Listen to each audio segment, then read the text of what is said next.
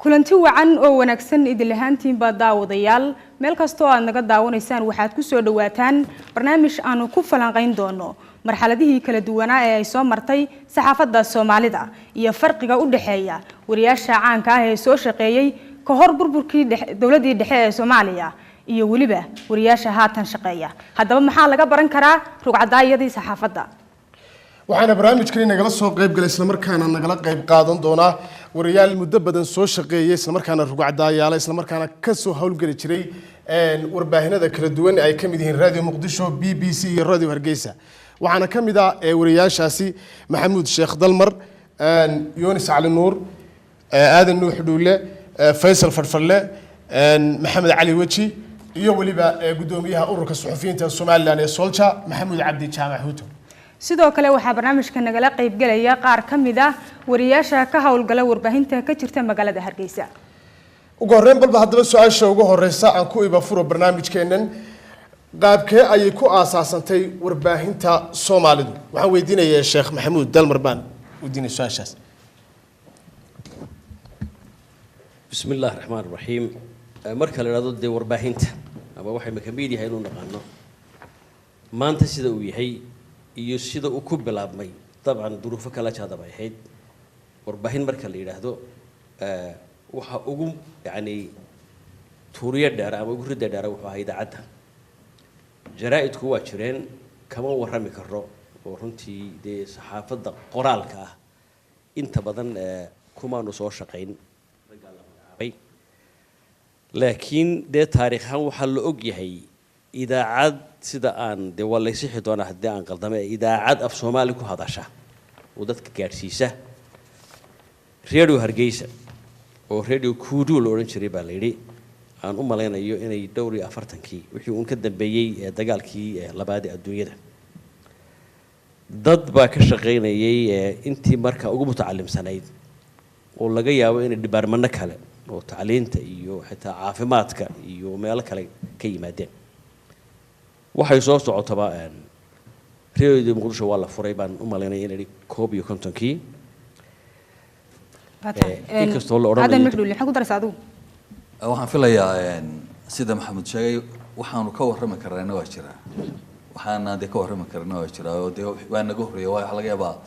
waqtiga anagu iskuulada ku jiray de idaacaduna way socdeen hatta markii aan la qorin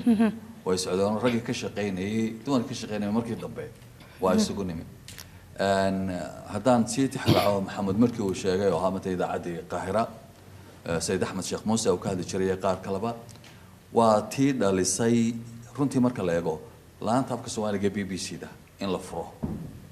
waxaana ku timi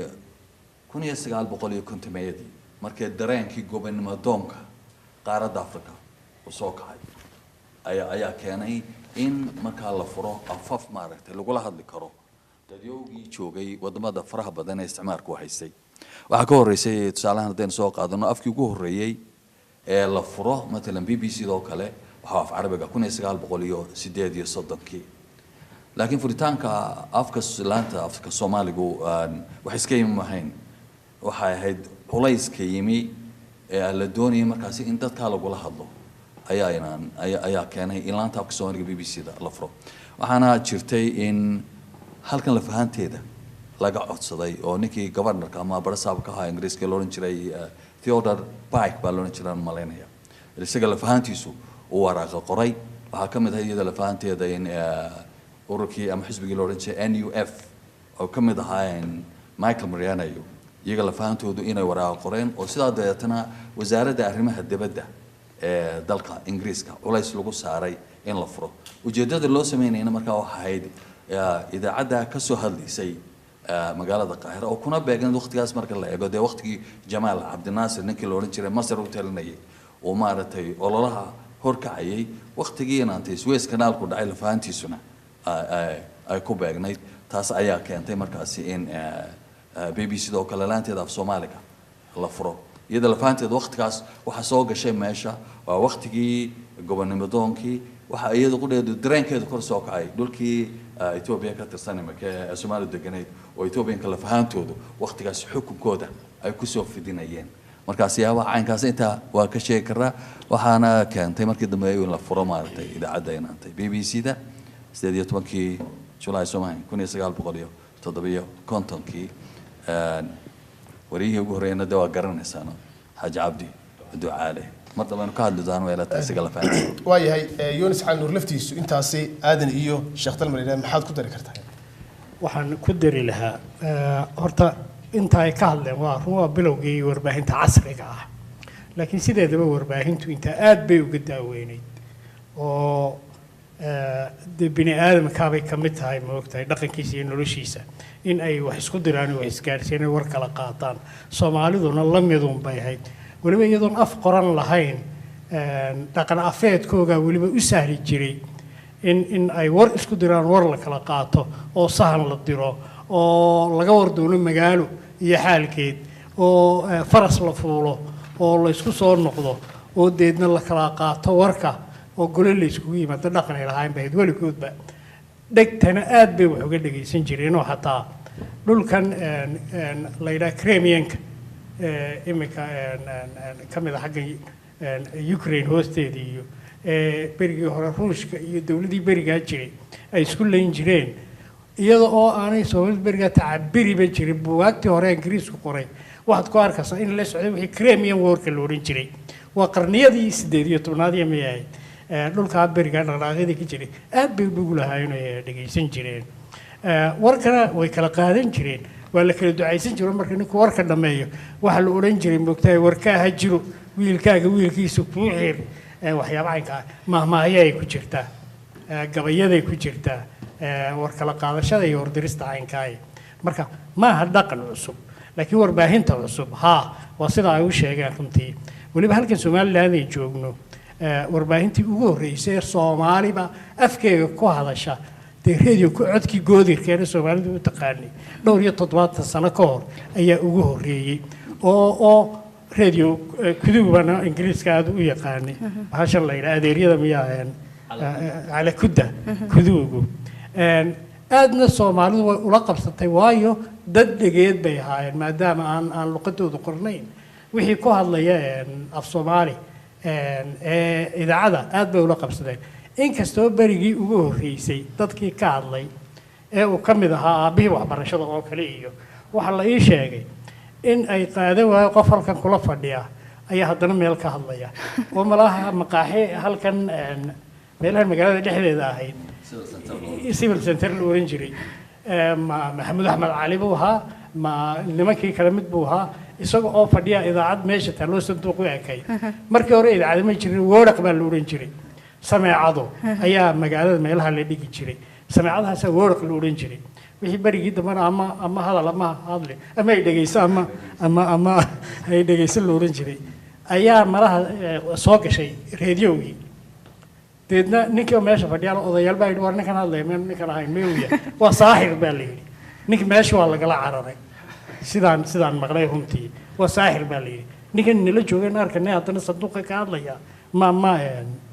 marka sidaas laakiin waqtigaan ku beernay waxa jira qalab casri ah oo dhisan oo radio-yadii وهاجا آدم بحث حسنا فيليا ku daraya on wuxuu Yunus imaka soo qaad yani qofka ay leeyahay wax kan sanduuqa ka hadlaya waa maxay laakiin tusaalaha hadaan soo qaado matalan gabadhii ugu horeysay halka ka heestay guduudo ay waxa iga sheekaysay sidii ay fanka ku gashay waxaan filayaa barnaamijkan aan ku sii daynay waxaad 1983 radio Hargeysa ku wareystay waxaan gudistad ku gashay fanka waxay tir waxaan u shaqeynayaa reer dabeetana fanaaniintii loo oran jiray walaal Hargeysa ayaa gurigaasi musiga ku tumayay ku heesayay ana dibadaan joogay tiro Mariya iyo weel iyo xabaan meedhi markii dabeetana ay joogsadeen heestay qaadayeen ayaan qaadabay tir maanta dambe reerkii guriga lahaa gabadhii guriga lahayd ayaa lagu qanciyay inay soo kaxayso oo deetana si ay u heesto oo wixii ay ku heesto halkan oo kale hoolkan oo kale sidoo kale weyn ayaa leeyahay halka gal heesta shalay tahay waxaad ku heesaysaa heesteetana kamankii baa la leegtay maalintii dambe waxa la yidhi waxa heesaysa gabadh la yiraahdo guduudo carwo waxaan ka mid ahaa bay tiri dadkii ku soo cararay bal inaan dhegeysto gabadha waxaan filayaa sida qiyaastu tilmaantu haynaa halkan civil centerka baan xamanayaa ku dhow bacadlaha iyo meelaha ayaa lagu dhegeysan jiray malaha idaacadda waa tahay meelahaas in ahayd baan malanay aad baad mahadsan tahay dubaan carabay deetantii markaan gartay inaan aniga ahay waa tahay weji baan siin lahaa horta raadiyogan ku dhow meesha horse laga dhegeysto waxaa jira halkan ay ka dhisan tahay dahabshiil ee kasoo horjeeda saldhigga bilayska ayaa makhaayada ka samaysnayd raadiyo baa halkaa la saari jiray waa intaan silstarka la dhisan bay halkaa raadiyoga la saaro nin quraashadii yaqiinay waana la sugi jiray markuu ka soo baxo shacabka wuxuu ahaa nin kuuga hadda magaciisa ma xusuusto laakiin shaariis ruulcad buu soo qaan jiro gaalada u ahaa kuugu ninkii shidaya iman jiray markuu yimaado raadiyoga la soo saari jiray waxaa la saari jiray kabarka dushiisa 2 anteenuu lahaa oo waa dhib badnaa anteeno earthing oo dhulka lagu aaso iyo mid loo taago markaasuu wareejin jiray qararac markuu ku beegalay waa ka la helay maasha Allah pilot waa de wuxuu la mid ahaa nin dayuurad duunayo kale dadka halkaa daawanayaan waxay ka badnaan jireen dadka riwaayadaha daawada intooda badan waxay sugayeen inay arkaan qofkan hadlaya markaa ma jirin recordingku ee barnaamijyada ka baxaya radio kudu ama radio Hargeysa oo markaa hardheer ahaa live bay ay intooda badani oo waxay ku bixi jireen toos marka la bilaabay in recordingku bilaabmo ninka jinka la mooday Xaaji Cabdi Ayuub oo isaga oo soo duubay barnaamij sheekuna wuxuu salaad sax masaajid buu soo galay markaa nin soo dhageysanaya masaajidkii ugu soo galay oo ninkan masaajidka laga saaro ninkani waa maaha insigu waayo hadda soo dhageysanaysa ku hadlaya in haddaan waxoogaa dib yara taabtay inay say saxaafaddu ku bilaabatay wayuus baa yara taabtay the communication bay ku bilaabatay laba qof markay meel ku kulmeen bini'aadmi Ilaahay abuuray ayaa war ay kala qaateen communication kaasi ka mid tahay media ingiriisku markuu dalka qabsaday ee soo degay ayuu inoo bilaabay kan casriga ah rag baa magac kula baxay oo reer wardoon la oran jiray oo u kala qaadi jiray warka dhiisayga barbara iyo barasaabko sheekh fadhiyay halkay ku kala qaadan jireen warkay isku geedaarsan jireen waa dharinta sheekh wali way dhisnayd meeshii yarayd ee labadan nin lugaynaya ay waraaqa isku weedaarsan jireen kadibna waxa bilaabatay tii daasada ee iyana announcement-ka ahayd ee magaalooyinka anu raggaasana waa announcers-kii u horreeyay ama wariyaashii u horreeyay waxa istaagi jireen magaalooyinka dhexdooda dibba yar iyo daasad bay san jireen oran jireen ogeysiis waa lagu soo shari jiray wixii dawladdu ay tabinayso markaa ayaa laga qaadan jiray dadku isgaarsiin jiray haddaynu soo qaadano saxaafadda dadku carabigu ku dhageysan jiray barnaamijyada makhaadii magaca kula baxay baa Hargeysa ka furan Qaahiro oo kale waxa loogu bixiyay sababtoo arab ayaa laga wada dhageysan jiray ragga carabiga yaqaana way shahayn jireen way warka carabiga aad u turjumaysa qayb dhan dadna shahaagu bilaash buu ahaan jiray wargeysaduna afka carabiga ku soo bixi jiray yana hal wargeys baa la iibin jiray dabadna ardayba wada turjumi joogo akhri jiray Somaliland bay hayd manbaca inta af Soomaaliga ku hadasha saxaafadda bilowgeeda hadday radio tahay iyo hadday wargeys tahay iyo mid kastaba waxa in runtii mudan inaynu soo qaadno oo aynu sheegno in dhismahan maanta radio Hargeysa ku yaala radio Daweyni uu taariikh weyn ku fadhiyo 1953 markii la dhisay waxa la dhisay airportka waxa la dhisay goodirka waxa la dhisay isbitaalka guud ee Hargeysa waxa la dhisay aqaladan tuurtale ee dawladda hoos oo dhan loo yaqaano waxa la dhisay state house-ka waxa la keenay baabuurkii u horreeyay casriga ah bariga Hargeysa oo ahaa hambar oo ahaa baabuurkii uu fuulay cigaal markuu ra'iisul wasaaraha noqday ee uu fuulay Cabdirashiid ee uu fuulay muxuu ahaa ninkii la oran jiray Abel Cadde ee uu fuulay cigaal baabuurkaasi wuxuu la fadhiistay 1974 ka xayray salaasa number 4 isagoo fila baydhaba ku wada intiina halkan fadhida bal qaabka aad ku soo gasheen warbaahinteedii kale ku soo xushay ambaba lagu xulan jiray waqtiyadii hore Yoonis baan ku bilaabay waa sheeko dheer runtii sidaan ku soo galay warbaahinta iyo iskuulka laftiisa sidaan iskuulka ku soo galay waan xoolo moogaa oo halkan Arabsiya dusheeda ayaa qodaal baa la yidhaahdo qodaalka oo markaa xoolihii laga raray laakiin riye irmaan lagu soo reebay baa la ii diray waxar jiilaal dhalada inta garan soo ma garanaya aniguna waxbaan qurquri jiray oo carmada iyo dhirta iyo waxbaan qurquri jiray xoolaha uma foojignay waxartii baa jeexjeexinta ku dhaadhacday baa guduudanay iga cunay deedna waxa la yidhi waa useless kale khayrba male mastaafuriya arabsiyaa layga malcaamad baa laygu daray halkaasaa horta anu imika gududan iyo xartii baan u duceeyaa haddii kale waxaa dhici lahayd inaan iskuul ba cidi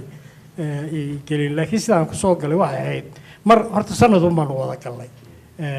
intoonu ka baxnay aniga iyo sheekh dalmayada nuux dhowle iskuulka secondary Amuud intoonu ka baxno oonu xamar tagno oonu waqtigaa la kulannay askartii oo qabsatay xukunka oo kacaankii lagu dhawaaqay oo dadka loo diro xalane meel la yidhaaho berigaa yani waxaa muhiim ahayd qof walba inuu tababar military soo maro ayaa muhiim ahayd runtii iskuulladana waxaa laga qaadan jiray inta ugu horeysa ayaa la geyn jiray meesha deedna waxaa ciidamada la siin jiray mudnaanta waqtigu goormuha markaa waqtigu wuxuu ahaado inaan sheega ma jeclin laakiin ilaa 72 baanu ka baxnay ilaa 73 marka waxaan garanayaa annagoo xalana ku jirno la yidhi cadet officers baa la qaadanaya ruushkaa loo diray mar dad hadhow saraakiil noqda 140 miyaan ahaa qof baa la soocay nasiib inuu aaday waqtigaa ku jiray Kilbuuj ka mid baan noqday waan diiday oo waxaan ma anu go'aan gaaban oo ma gelayo militariga yara diidana jaamacadii waxbaan doonayay sambaloosho oday la yidhaha xerada haystayba 14 cishana xidhay aniyo 10 kale 11 waxba u qaadan waayay nimankan yaryar ee imika waliba saraakiisha noqonaya ee militariga ah ee diidaya waaba useless iyaguna waayo isagu waxaan ku bilaabay buu yidhi ciyaalkan la yidhaha askar maroodiga ee xerooyinka moogtahay askarta xaabada ka dulcuna hambada ka dulcuna ku bilaabay runtii marka waaba la yaabanay in rayaroo imika secondary ka soo baxay oo la yidhi xidigaa lagu siinayaa oo ruush baa lagu dirayaa oo diiday nin kibri baa ku arkay halkaa markaan marano ayaa deedna idaacadda aanu galnay idaacadda waa laga yaabaa nimankani inay doorteen radio ama radioga anuma dooran runtii waxaan qortay inaan film actor noqonayo jilaa anigoo weligeyna wax jirin tii unbaa malaha liiskii la igu daray dadka la geynayo warfaafinta sidaasaan ku galay runtii aadan baan isaga laftiisu wuxuu ku darayo sidaa u sheegay horta iyo sidaas waqti baan ahayn waxaana jirtay sidii uu hore u sheegay dad badan horta markaas iskuullada kama bixi jirin Soomaaliya oo dhan waxaan filayaa markaan xalana isugu nimay waqtigaasi kun kama aanan badnay kun qof markaad garan kartaa yaraanta ay tahay qaabkan ku tagnayna wuxuu ahaa berigi hore dee markaa uu ka baxo ardayga secondary-ga oo kale isaga isdabarayay xamar tegayay mara qofkii aan cid ku lahayn waqtigaasi yaa waxayna intee waxa laga inay dhibaato kala kulmaysay laakiin lahaa niman walba inaantay dibitaati daadinayn ama aan dabagaabidaynay dameerka awgaalba uu dilay marka waxay xaqiiqdii waxaan oran karaa dhibaatooyin bay la kulmi jireen ardaydu marka ka baxaan secondary-da haddii aanay haynin marka cid ay ugu tagaan muqdisho oo kale laakiin anagu fursad wanaagsan ayaan anagu arkaa inaan helay waqtigaas waa idaacadana looga yeedhay waxaa la yidhi dadkiinii imtixaanada ka soo gudbay kaalay muqdisho wiig markaanu joognayna waxaana lagu xareeyay xalan 3 bilood markaanu ku jiray intayadii ka soo baxday dugsiyada af Ingiriiska lagu dhigayay iyo kuwa af Carabiga lagu dhigayay ayaa nala soo saaray macallimiin noqday shaqada qaranka kala markii dambe sanadku dhamaadayna liiska iyagu baa lagu soo dhajiyay qof waliba halku tagay marka laga eego fursad baa ay xaqadii aad u wanaagsan waa hagaag mar haddii aadan iyo Yunis iyo Sheekh Dalmar bay isku waqti ahaayeen aadan iyo nagu filan Yunis waqtigaas inay siiyeen haddaan Sheekh Dalmar u yimaado in yaruba ku dari lahaa oo ah qaabka loo qaadanayay runtii waxaan u malanayaa dhowr iyo 80 qof baa lagu geeyay wasaaradda warfaafinta filimada iyo soona iyo idaacadda iyo maamulka lacagta iyo baana loo qaybiyay intii idaacadda loo qaadanayay waxa la yiri imtixaan gooni oo voice test codka la qiyaasayo ayaa la idinka qaadaya waan garanayaa aniga iyo Yunis iyo nin la yiraahdo Abdul Karim oo markii dambe soona noqday ayaa isku mar iyo nin la yiraahdo Abdi Saciid Ali Alloore lagu naanayso oo aan u malanay inuu burco joogo afartiyaas mar wada galay dabeed aadan Yunis aniga الله يرحمه عوكي رحمة الله عليه سجنا عبد إدريس محمد هذا انتهى رجع عن كاسة عدكي يو وحلا لي أخريا أيام كوسو قال لي marka ma cudun baa lagu qaadan jiray aqoon kale ma jirin oo iyo inaad ingiriisidana akhriyi karto af soomaaligana akhriyi karto su'aalana lagu weydiinayo laakiin aqoon kale isku xidhiino saxaafadda inaad baratay yaankaas dee saxaafadii markaas abana la baray shaqadii iyo tababarkii ayaa la isugu kadaray anigu markaa runtii labadan saaxiibaday inay soo dalbadeen kala garanayaan laakiin anigu waan soo dalbaday warfaafinta idaacadda lafteedana waan soo dalbaday واتعلي وانا نحلها إن هذلو وندوني تكله شغالها الدولة ده ماشي اللي دونا لقوا توريا بركة هداد حنانا ده حوالها تكتو أما معالي النقطة دي طولو اللي هي ده اللي هو لقى بين سنة ده بدأ كسر نقول وقت كده مستعد لقوا دريا لكن واحد هدي راديو مقدش عاد كتكتنا راديو هرجوسهم بلقوا بدل يلا بدل مجاله وده كوجو ينبات كده حيناس حرف ده سلوي يرتشتي مد بسان يعني حوجا الله يابا مركان يرى راديو جنينك كوشر وان كبقين شري وح أنا رك يعني باشا كارلي والله يقع عبسي جري ما كان حرف راديو وراي محبودو دنيك راديو جا لقوا يريال كشوكا مالين تمر كانوا ماشي تقني إن الصور دويني الله يرحمني هذا عبدي كوبتون ودوان حجابتي أيا وراي سجودو نلاقوا صور دويني إذا عاد markaanu ka soo baxnay waxay baan ka fikir wax ka mid ah ninkii aad ka baqan jirtay Saudiga adigii noqday ma ninkii radioga marka intaas u marraacin lahaa haddaan kugu sii daro saxaafadda ama warbaahinta waqtigaasi lodkiinaasi aad soo marteen iyo ta hadda imkaan taaganahay 2017 farqi nooceeya baa u dhaxeeya soo kartaa dal marxab farqigu de wuxuu ku xidhan yahay duruufta waqtigan waqtigii maaha dadkuna dadkii maaha qalabkuna qalabkii maaha annagu de waxaan ka warrami karraa un idaacaddii aanu tagnay idaacaddu waxay idaacad dhisan qalab ahaan iyo dadka ka shaqaynaya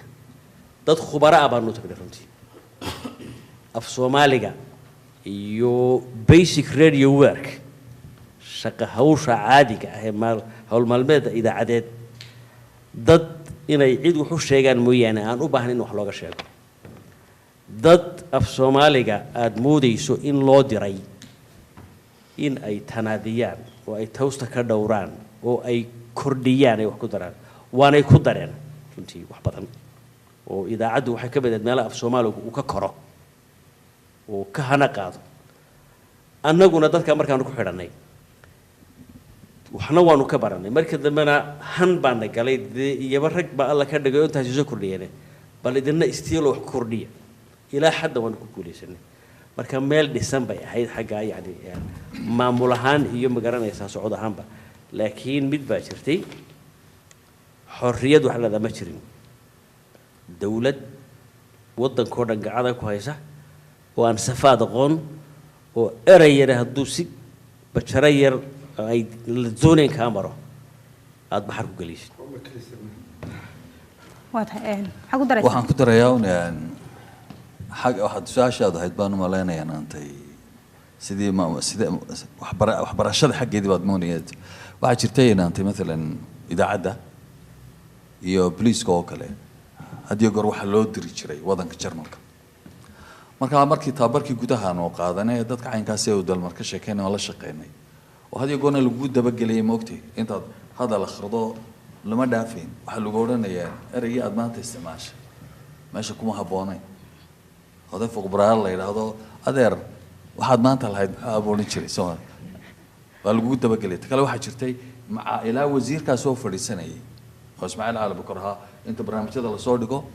أي اللي قد ودي ولا برنامج كاس محوك حياي حكوا نكسيه هذيك اللي فهمت مركز كنت شرتها بركة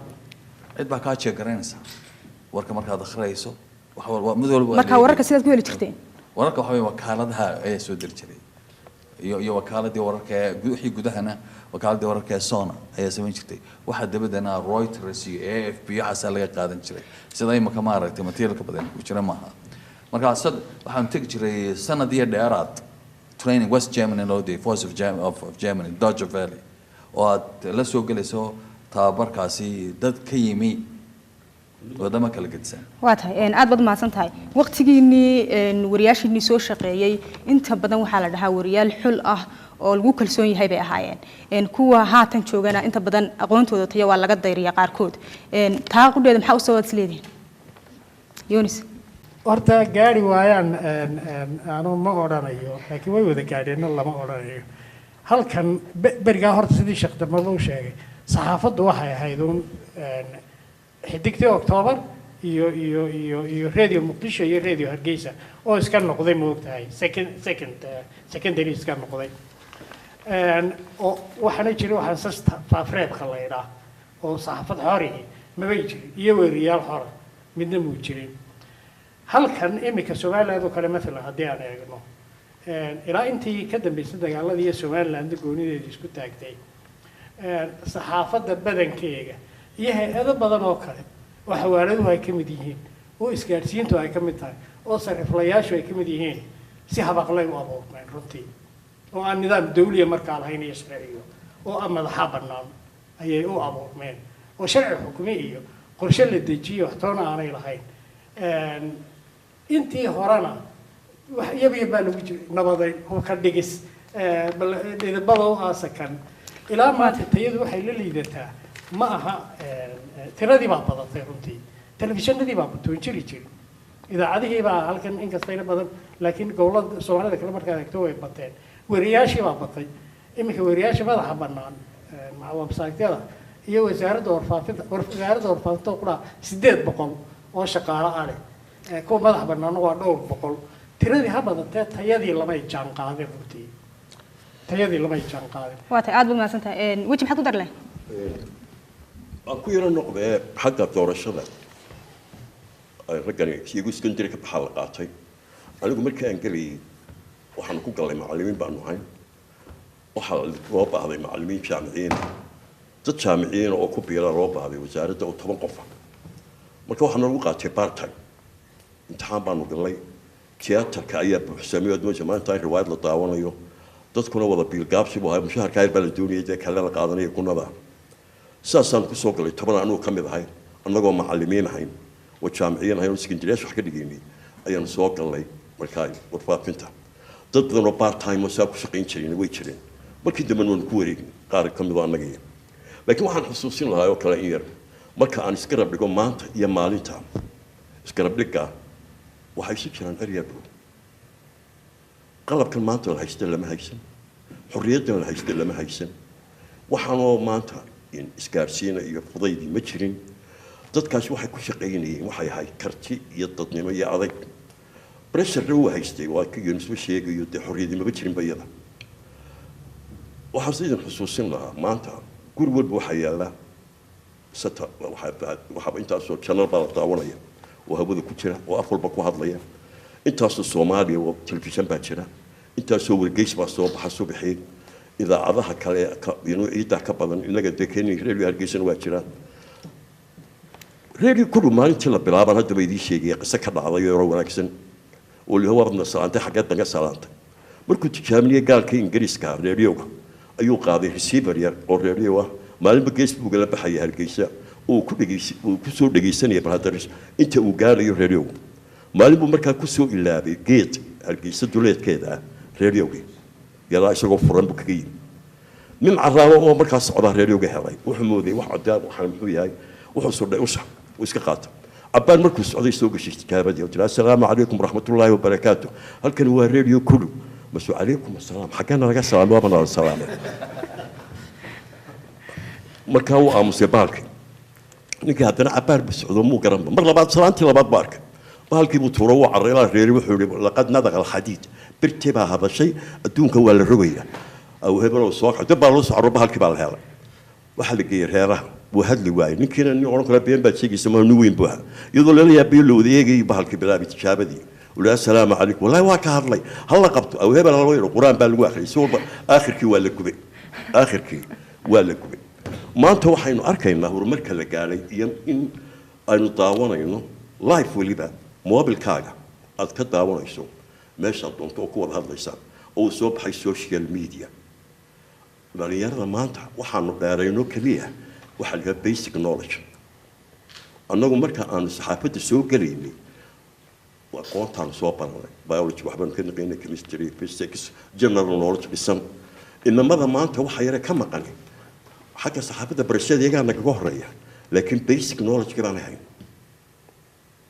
waxaanu ka codsan lahay in dadka loo xolayo saxaafadda qualificationska lagu xolayo si berigii oo kale at least laga dhigo inankani inuu isagan jiray ama inantani ka soo baxday noqonaya Faisal maxamed cabdi Faisal Fadlan isaga laftiisa siinaya oo in badan warbaahinta ku soo jiray Faisal adiga laftaada waa mahadsantiin anigu real waxaan ahay bridge-kii qoladan iyo qoladan isku xidhayay oo qolada horena waan ka soo gaadhayo rag badan oo aadan oo kale markii uu isagoo shaqada uu ka tagay oo Soomaaliya Airlines ka shaqeynaya ayaan anigu soo galay shaqada ducaalo kale oo imika naga maqano inuu naga qayb galay ahaydna isagoo fadhiyo gadweyn oo madaxa barnaamijyada idaacadda radio Muqdisho ayaan maxamed waji waan ugu yimid ragii aan radio Muqdisho ugu yimid isagoo madaxa ayuu ka mid ahaa waagii dambana marka anigu waxaan horta biriishkii labada xadaaradood kuwa hore iyo kuwan dambaba waan ognahay in aad tahay macallin hadda saxaafadda dhiga waxaad soo saartaa sanad walba dhalinyaro aad u tiro badan oo saxafiyiin ah kuwaas oo hadda qaarkood ay caan yihiin balse dadka ku dhaliila Faisal waxay dhahaan Faisal wuxuu saxaafadii ka dhigay jaantaar rugan oo wuxuu sanad walba soo saaraya dhalinyaro aad u tiro badan oo qaarkood tayoodii aqooneed aanay aad u dhamayn taa maxaad ka jawaabi lahayd waayahay waxa Soomaalidu tiraafula haltii sababooga waa run oo 90% ilan baa maalin wareysatay cilmi baaris sameeysay akademiyada markaas waxay tiri sidaa waxaan idhi aniga ka wakiilaban waxa laala waxa mashaakilka meesha ka dhacaya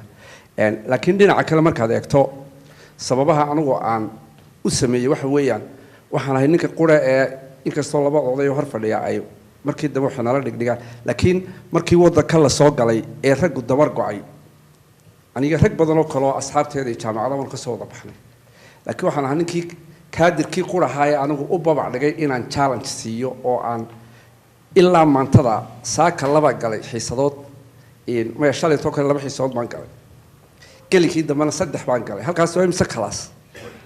marka ardaydan aad qaadanaysid maxaad ku xulataa qudhaada ardayda inta badan waxaan ku qaadanaa arday badan oo quality leh baa iyaga fadhiya imika ninkaas oo kale waa ragga maanta star ayuu ku jiraa inantan oo kale waxay ka shaqeysaa iyaduna telefishinka qaranka marka rag badan oo kale oo caana ilig baan soo saaray waxaan soo saaray barkhad bacawaalan soo saaray shirwac baan soo saaray sahraan soo saaray yani waxa weeyaan waxa laala waxa saxaafadda ka soo saara marka waxaan kulay ubaxu ma wada noqdo midho laakiin haddii aan dib ugu noqdo qolooyinkaygan baan oran lahaa inkastoo Yoonis iyo maxamed wasaaradda train in badan ay qaateen labaduba laakiin taan idin sheegay dal mar oo kale waxaan ku challenge garaynaya bari dhootaan isla jaamacad fura waayo waxaan ogaaday anigu to my experience waxaan ogaaday inamadan mar baan jaamacadda Hargeysa ka dhigay marka Pennsylvania ayaan professorkii online la hadlay waxaan ku yiri inamadayadani goormay wararkan sensitive-ka ay ka tagayaan wixii waa marka aqoon la siiyo marka jaamacadda new generation ayaan ka bilownay laba arday qura igu yimi waxaan ogaanay in haddii jaamacadaas oo kale ardaydii loo dhigo inamo iskuuladii waan xirayaan oo iskuulka waxaan u diyaarahay jaantaar rogantahay ilaa joojiyo aad u maasantahay ku soo noqon doona Faisal aadan maxaa ku dar lay waxaan filayaa horta inaan taasho waxa ay qabsantaa laba waa mid farsamo iyo content wixii galaya meesha farsamadana marka imika eegno aad bay isu bedeshay oo markaad eegto tasdaxaadna ku daro horta waxa weeyaan antay waa inuu maamul yeeshaan oo haddii aad heshay sawirkii laakiin waa inuu jiro nuxurkii meesha ku jira kaasina wuxuu u baahan yahay research inaad baadho oo warka aad sheegaysaa inuu noqdo mid Sudan مثلا annagu markaan BBC joogno kale waxa laga yaabaa war baa soo dhacaya news item ahaan marka warhaan loo sheego halka laga tagi maayo dispatch baa laga sameeyay oo ka sii turugsan hadda dispatch joogto laga tagi maayo halka file laga qoraya faaladaa lagu joogsan maayo feature baa laga samaynaya oo codadkii iyo waxa markaa qofkii waad ka dharginaysaa qodobkii waad ka dharginaysaa waana ku dhageysan karaa halkii inaante xaaji cabdi cali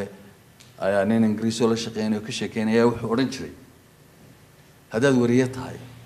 waxaad marti ku tahay ruux gurigii ama telefishan ka hadal ama idaacad ka hadal haddaanad markaa u sheegin wax uu ku qanco ilaa waxbarashaad samaysa eego xaggan warfaafintu waxa weeyaan you are educating the people waxa weeyaan soo waxbarid madadaalo saddexdii waa garanaysa baan u malaya soomaad garan markaa qofkii waa inuu kaa helo wixina waa inay noqdaan wax isku xidhan waa imika markaad eegto okay waa ballaaratay qof waliba kamaruu sita tartankaasuna uu kugu batay ogo berigii hore dee waxa tartamaya waa yaray ama idaacad haado ama jaraa'id haade laakiin imika waxayaan dee inan baa kamare la wareegaya suuqa deetana sawir buu qaadayaa islaam baa kuftay wuu sawirayaa war ahaan wax ku jira eegi maayo deetana internetku gelinaya Facebook gelinaya waxaan kaa moogtay waqtigiini ku jiray Soomaaliya waxa weeyaan coordination-kii baa maqan moogtay ciddii waxa isku xidhisay ama radio haado ama television haado oo story ka dhigaysay xuutan soo yara noqonaya balse Yoonis markaan aan u dhiibo waxaan jeclaan lahaa inaan idin weydiiyo waqtigiina idaacada ayaad ka shaqeynayseen oo maysan jirin television oo aad u badan waqtigan waxa la gaaray in TV-yada ay soo bataan maxay soo kordhiyeen iyagu qudhooda TV-yadu horta dhinac markaad aragtida way soo kordhiyeen xorriyatul qowlkii bay soo kordhiyeen oo waxay soo kordhiyeen kor u qaadis xaggii visionka aragga oo qofku haddaad daala ka sheekaynayso dee awal daala inaad sawir un hesho muujeesi kale uma tusi karay oo haddaad ka sheekaynayso tsunamidii practicahaan waad tusi karay ama la dhalo taa way soo kordhiyeen oo waa horumar teknolojiyo iyo horumarkii journalismka oo kor u kacay laakiin taya ahaan runtii wax badan oo ay kaga duwan yihiin idaacadihii anuu waxbaan isleeyahay wax badan oo ka liita oo waxaad arkaysaa nin caaqil ama suldaan iska laabta garaacaya oo leh haddaan reehelnahay haddaan taa la yeelinta haddaan laga naasin ururkan aad guddoomiyaha ka tahay guud ahaan wuxuu isku hayaa waa saxaafadda Somaliland marka caqabadaha idin soo wajaha amba qaabka aad idinku u shaqaysaan haddana yar naga warbixisiin runtii dabcan sida odayaashu ay sheegeen saxaafaddu halka kusoo bilaabantay iyo horumarka maanta la gaaray runtii waxa weeyaan dee masaafada aad u dheer halkii baan kusoo noqonayaa runtii waxaan doonayaa tusaale kooban soo qaatay dee horumarka waqtiga odayaashu ay ka sheekeynayaan iyo maanta halka la marayo maadaama oo halka Faysal uu sheegay aan dee imkaan qodada yararahay Faysal iyo kasii dambeysanahay waxaan xasuustaa markaa kamarada waqtiga aan bilaabayay dee waxay ahayd black and white bahay kamarad sawir color haba yaraatee muu jirin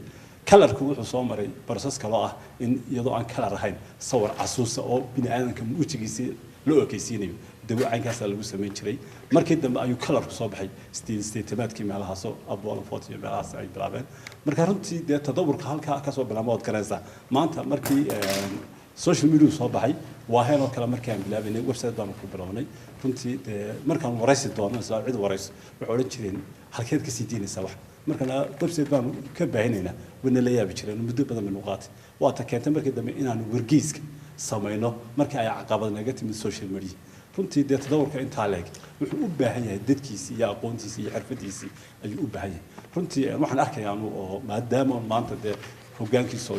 aan joogo runtii duruufo fara badan oo odayaashana runtii ay wax ka taabteen in loo baahan yahay runtii sidaas saxaafadda Soomaaliland ay soo martay ama saxaafaduba runtii dee practical ba inta badan rag halkan jooga ay ku soo wada mareen waqtigii Faysal iyo baa laga yaabaa dawladdii kacaanki inay aqoonta saxaafadda jaamacad u furtay oo rag qaarkood ay ka faa'iideysteen ilaa maanta mushkiladii way taaganto dagaaladii markii ay dhaceen ilaa maanta ma jiro iskuul saxaafadeed oo dhammaan Soomaali oo dhan ama geeyiga Soomaali ku hadasho dhan runtii ka jira ma jiro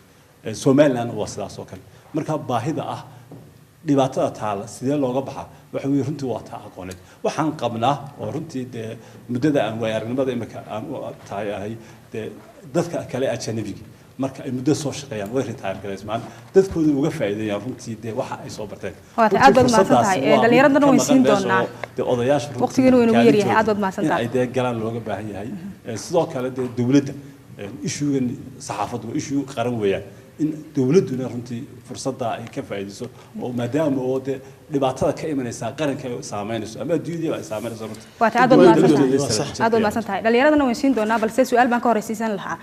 su'aashaasi waxay tahay inta badan wariyaasha ku sugan Soomaaliland oo kale markaan eegayno caqabadaha ay la soo kulmaan qaarkood waa xarig iyo waxyaabahaasi oo loo goysto idinku waqtiga aad shaqaynayseen maxaa caqabadaydii hortaagnaa jiray dalbar baan ku bilaabaya runtii caqabadaha annagu waxaanu ahayn dabinka bood dawlad aan safaad aqoon inaanu u shaqaynayno waan ogeyn marka laynkaana loo dhigay maanan dhaafi jirin sidaa daraaddeed wax yacni khatar ah adoo dee lugtaada ku doonto mooyaane lamaanan kulmi jirin laakiin arrin muhiima baa taabatay oo yacni xadhigga suxufiyiinta la xidhayo iyo xorriyatal qowlka ma lagu xadgudbay haddii suxufi la xidho labadii qolobo waa cabanayaan dawladdeena waxay leedahay dee qawaaniintii iyo haybaddii dowladnimada ayaa maxaan ku raday la cagacagaynaya suxufigeena wuxuu leeyahay dee gar ah dee erey xor ah iyo weedh madax bannaan baan ku noolahayba oo dadkana kula noolahay taa haddii dee la igu yimaado maxaan ka noolahay halka markaa la iska dilayaa ee ilaa iminka u baahan in wax laga qabtaana waa qawaaniin kala saarta waayo suxufigu dee xorriyad aan xad lahayni ma jirto waa karaamada qofka privacygiisa iyo waxa sharafkiisa taabanaya qofka ugu yar ee ugu tamarta yar mujtamaca ilaa madaxweynaha dee cid aan yani ay bannaan tahay in lagu xadgudbaa ma jirto suxufigu haddii uu meelaha galo qaanuun qabanaya waa inuu jiraan xukuumadduna dee inay yeelato sabir oo wax walba aanay ka xantan oo wixii lasoo qaadaba maxaan ku raday wasiir hebel baa loo sheegaya qaanuun kala saaraya legal waa inuu jiraa madaxweynaha matalan waa la daliili karaa waa laga hadli karaa laakiin shakhsigiisa maaha waa policyga iyo siyaasadihiisa laakiin bedroomka madaxweynaha intaasu macuusood baa taalla ee maxaa ku geeyey weeye waa ma bannaan qaadaa waa la sheegay waxyaabaha ay ka mid tahay waxa kaloo ka mid ah bini aadan baad wax u sheegaysaa inaanad jahawareerin oo waxaad u sheegaysaa ay wax sugan noqoto oo xogogaala oo looga qaateena oo tixraaceega leh oo isku dheeli tiran oo cid walba ra'yigeega ku jirto mowqifyo kala gedisan hadday jiraan weeyi marka maxaa loo baahay in xeerkii uu jiro in tababaradii manhaj ay leeyihiin inta badan tababaradu way badan yihiin laakiin manhaj weli midaysan ma leh laakiin waxa ugu weyn waa maxay ee innaka saxaafadeena ka dhigaya ma ogtahay waa baahida runtii markaan runta isku sheegno suxufigu noloshiisii waa inuu ku tiirsanaan cid isaga adeegsata oo isticmaasho si khaldan u isticmaasha ama dana siyaasadeed ha ka lahaado ama dana propagando ama dana masabdoon ha ka ahaatee si uu taa uga maarmo waa inuu noloshiisii ka helaa saxaafadda lafteeda loo shaqeeyaha waa inuu damaanad qaadaa suxufigan inuu siinayo noloshiisa wax ku filan intiina baliishaa qofka mushaahar ku filanayaan qaata ilaa runtaynu isku sheegana inta jariidood ii sheega qof jariidadiisu ay ku filan tahay in shaqaalihiisa uu mushaahar siiyo ama website-ka ay mushaahar siiso marka waa in la helaa qaab qofkani suxufiga uga maarmo in uu war khalada oo laga yaabo dhaqaalo ugu xidhanayo ama dana kale ugu xilanayo inuu faafiyo waa in saxaafaddu isku filaataa aad u mahadsan tahay bal markana waxaan siin doonaa ka qaybgalayaasha barnaamijkan oo iyaguna ah dhalinyaro wariyaal ah oo ka shaqeeya warbaahinta maanta oo dhan mar haddii ragga una hadlayeen inan kaliya ayaa nala joogta Nimco Shirdoon waxay ka shaqeysaa telefishinka qaranka Soomaaliland Nimco maxaad soo kordhinaysaa oo fikir ah iyo haddaad su'aal u qabtid ba qolyahan caawa martideena ah runtii saxaafadda Soomaaliland maanta iyo shalay way kala fog tahay oo wax isku dhow maaha waa gudcur iyo cad ay kala tahay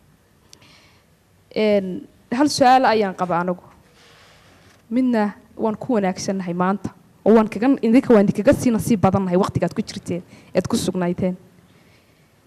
taan qaba haddii aan horreysiiyo rugcadaagan wariyaasha caawa jaaniska aan u helay waxa weeye idinka ahaan waxaad noqoteen rag caan baxay oo maxay toolay aqoon iyo dee nolol adag aad ku soo gasheen saxaafadda si aad caawa halkan ka dhawaajiseen kadib markii aad saxaafadda ka fadhiisateen amba qaarkoodna ay ku dhex jiraan ilaa hadda idinka wax idinka go-oon oo isku taga amba saxaafadda Soomaaliland amba saxaafadaha kaleba ha noqoto aqoontiina aad ku caawinaysaan oo aad maxay toolay go'aamo adag amba shuruudo adag aad u dhigasaan oo khalaadaadada saxaafadda ay ku jirto aad ku qabanaysaan aad ku hogaaminaysaan maxaa idinka yaala amba u dhici weyday ma maqal mana arag saxaafadda Soomaaliland waa dad dhiga nugul dad fiican way ku jiraan waa in yar intaasna waxay u baahan tahay sida gudoomiye xuuta sheegay in aqoon badan ma haystaan oo iskuulo badan oo aqoon soo saara amba jaamacado ma jirto Faisal Fafalaad baan ugu mahad celinayay oo ninka qura maanta arligaas uu banaanaan lahaa haddii aanu annagana soo saarin is dhageysan lahayd arligu marka waxaan jeclaan lahaa in aad aqoontaad haysataan intaydaan bal dhiman si lagu kala horeeyo alla ogey bal inaad kaydun ka tagtaan ururka gudoomiye xuutaad baan ugu mahad celinayay isagoo qayb weyn kaalin weyn buu ka qayb qaataa inaad la garab istaagtaan oo iskugu timaadaan aqoontiina iyo maskaxdiina iyo maalkiina aad haysaan inaad gelisaan oo uga faa'iideysataan oo taariikhda aad leedihiin magaca aad leedihiin aad kaga tagtaan aad ma santan nimco Cabdi Xakiim baan siin lahaa isaga bismillaahir rahmaanir rahiim qodob dhalinyarada waan ka yar weyn ahaan malanayaa anigu saxaafadda halka kuma bilaabin waxaan ku bilaabay dalka Ingiriiska aan ku bilaabay saxaafadda waxa sida ay wariyaasha hore sheegeen laga soo dheegtay dalka Britain laga soo dheegtay Britain saxaafadda heer buu soo maray qarnigii 18aad dabeeqadiisii markii jaraa'idadu kor u kacayeen waxa iyaduna kor u kacaysay dhaqaalihii iyo siyaasaddii iyo arrimihii bulshada wax isbarbar socday ahaa isbarbar socodkaas wuxuu keenay inay horumar dhinacyo badan ka keenaan had iyo jeer anuu jaraa'id baan ka bilaabay anigii koox kale oo Qadar Xasan iyo Kaysar iyo group ay ku jiraan maalintan bilaabnay waxa uu ahaa 8 page maalintii ugu dambeysana 24 page oo color oo jaraa'idka ugu weyn ee circulationka ugu weyn ee London waxa la yiraahdaa Sun uu meel kale soo bixi jiray saxaafaddu dhinacyo fara badan oo idinku waxaad hesheen institution dhisan ayuun baad qayb ka sii qaadateen ku hormarteen laakiin saxaafadda iminka jirta waxay u egtahay saxaafaddii qarnigii 18aad dabaaqadiisii jirtay oo qof isaga ayaa istira isaga ayaa hal abuur leh halka idinka one-way communication keliya oo xiriir keliya aad markaa la heedeen iminka laakiin waxaad moodaa BBC-da oo ka soo shaqeysayno BBC-da siyaasadaheeda iyo arrimaheeda oo ilaa institution dhisan oo markaa qaarkood dacaydeenayeen 1995kii Jan Atkin treasure ministerkii markuu lahaa waa Blair Broadcasting way jirtay marka xaaladuhu iyo waqtiyadu way kala duwan yihiin dhalinyarada iminka jirta dadaal aad u fara badan oo dhinacyo badan bay sameeyeen ilaa ay isbarbar socdaan siyaasadda qaranka ee dhaqaalaha arrimaha bulshada iyo saxaafadda ama culture-ka ama dhaqankuba ilaa taa la helo horta wax badan xal looma helayo waad mahadsantahay Badri ayaa mikrofoonka haysta maxaa ku darleed odayaasha saxaafaddu arrimo badan bay ka sheekeeyeen oo maraaxilkiisa watay oo adkaa marka aad maqlayay arrimihii aad imika ka wada hadlayseen oo aad u adkaa oo dabcan malaha waana kaba bixi karneen haddii xilligaan soo gaari lahayn si kale marka loo dhigo hadda dee odayaal wadadaa oo muraayada xidhan oo waqtigooga hadda iska oo si aanu u doonaynay in ama buga ka hadhaan ama taariikh ka hadho ama ayagoo cashar si kale u bixiyaan oo halkii islaantii tiri inantayda ninkaasi buuran aan arkayaa kama dhali waayeen uu hagaraday oo aanu qabno fikra caynkaas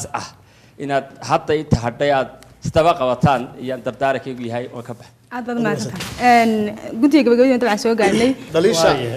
waxay digay dul saaran tahay dhaliisha oo su'aalihii inagoo isku soo wada xorinayn su'aaladii la soo jeediyay iyo dhaliishu runtii waa garan waa wax meesha ku jira xaqiiqa ahaan oo roolkii loo baahnaa maana wada qaadan ama daacno ahaano oo tabar naga noqoto ama ka urur ahaan la midaysan yahay marka meel wax la wada dhigo ha ahaatee sida uu isagu sheegay xuuto mashkiladda u weyn horta qof wax ma taro kelidii qofku institution maaha institution buu caawin karaa laakiin isagu institution maaha oo hay'ad maaha waxaa loo baahan yahay oo meesha ka maqan institutionskii haddaba horumarinta iyo kor u qaadinta saxaafadda samayn lahaa taasina qof kelidii ma noqon karo in si ka weyn sidan imika la iskaga kaashado ayay u baahan tahay oo laga shaqeeyo ta kale waxa weeye lafteedu matalan anuu haddaan iska soo qaado sanadii ugu horreysay yes waan la shaqayn jiray laakiin waad niyad jabaysaa runtii waxaad ku niyad jabaysaa iyada oo duruufaheega leh wixii aad waday ama tababar ku bixinaysay oo wax ka gedisan uun subaxa dambe aad arkayso practically aan dhaqan gelaynin biniaadamku way ku yarina jeedo waa tacba khasaarada soconaysa hataa haddaad bilaash ugu samaynayso waana tahay meesha maxaa ka maqan waxaa ka maqan baahidu waa inay ka timaadaa hay-adaha warbaahinta iminka wasaaradda warfaafintaan jooga media consultant baanu ahay waaxyu waxbay ku arkayaan ragga joogay madaxdagii inaad masabka oga ku tahay duulaan hadda runtii weli ma arag telefishin madaxa inta yidhaahdo barnaamijka nala hagaaji xaqiiqa ahaan waxaanaad moodaa dadka inta badan dabadda ka yimid in la iska yara ilaalinayo halkii waaye aragnimadooda laga faa'iidaysan lahaa waan inta kale uga baxay dhammaantiin waxaan idinka mahad celinaynaa waqtigeena qaaliga ah iyo sida aad nooga faa'iidayseen waayo aragnimadiina saxaafadeed waxaan rajaynayaa in kuwa badan oo ina daawanaya iyo annaga iyagan barnaamijka daadihinaynaba ay waayo aragnimo noo dheeraada ay caawa aanu helay daawadayaal intaasi waxaan kusoo gabagabeynaynaa waa barnaamijkii gaarka ahaa ee aanu ku falanqaynaynay saxaafadii hore iyo saxaafadda haatan farqiga u dhaxeeya daawadayal barnaamijkan ka ku xigana waxaan idin ballan qaadi doonaa in barnaamijyo kale oo aad tabaysaan aan idigu soo gudbino maadaama uu yahay barnaamijka dooda telefishinka Universal TV oo toddobaadkii laba iyo toddobaad baad hal mar ka daawataan waxaana nagala qayb galay barnaamijkani suxufiyiinta aadka waaweyn Sheekh Dalmar Maxamed Cali Waji Faysal Farle gudoomiyaha ururka suxufiyiinta Soomaaliya Soljan Maxamed Cabdi Jaamac Xuuto Yunis Cali Nuur iyo Daawud aan ilaahdo Yunis aadan Nuuxduule iyo muxuu ahaa dhalinyarta kale ee warbaahinta ka kala socotay barnaamijkan mid lamid inta ka kulmi doono dhamaantii waxaan idinkaga tagnaa assalaamu calaykum waraxmatullaahi wabarakaatuh